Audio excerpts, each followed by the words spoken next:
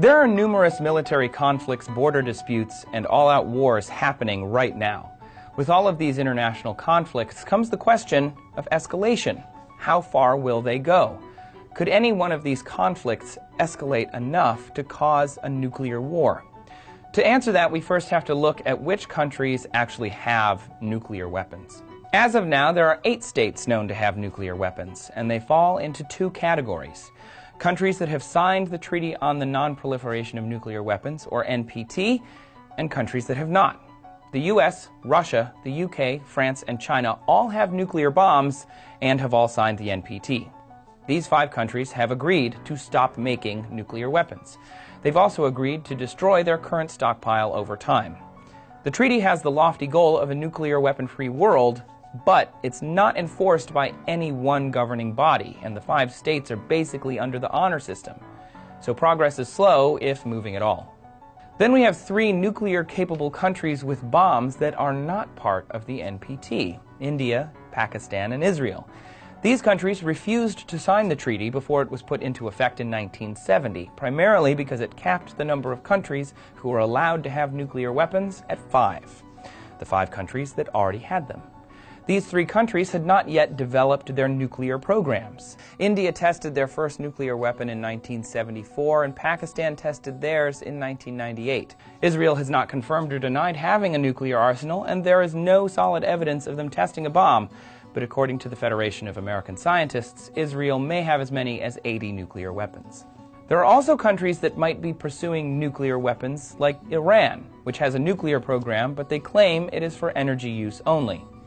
After a series of embargoes and sanctions, Iran has agreed to scale their program down, but they also recently missed a deadline with the UN to provide specific information pertaining to their nuclear explosion experiments. So we can't really be sure what their current status is. North Korea, who withdrew from the NPT in 2003, has conducted 3 nuclear tests and is said to have enough plutonium for 6 to 10 warheads. But they have yet to develop a functional nuclear weapon, we think.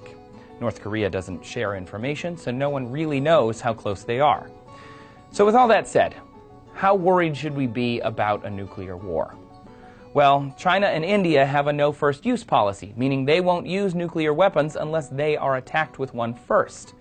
The UK has stated they won't use their nuclear weapons unless an enemy state uses a WMD against their troops.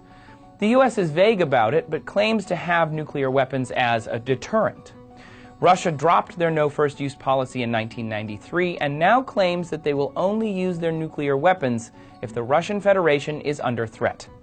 France and Pakistan have policies similar to Russia's, which just leaves Israel, who has not made an official policy yet because they haven't officially acknowledged that they even have nukes.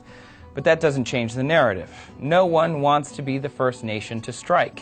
Using a nuclear weapon in this day and age would bring large-scale retribution from the international community and possible nuclear counterstrikes. As it stands now, the main argument for nuclear weapons is to prevent attacks by nuclear weapons.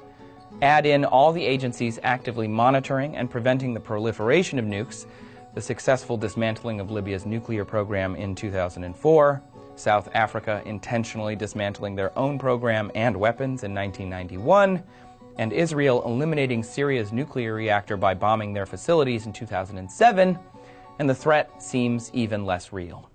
If you still have questions about the world and their conflicts, please check out our World at War playlist to get an update on situations like the war in Syria or Iraq.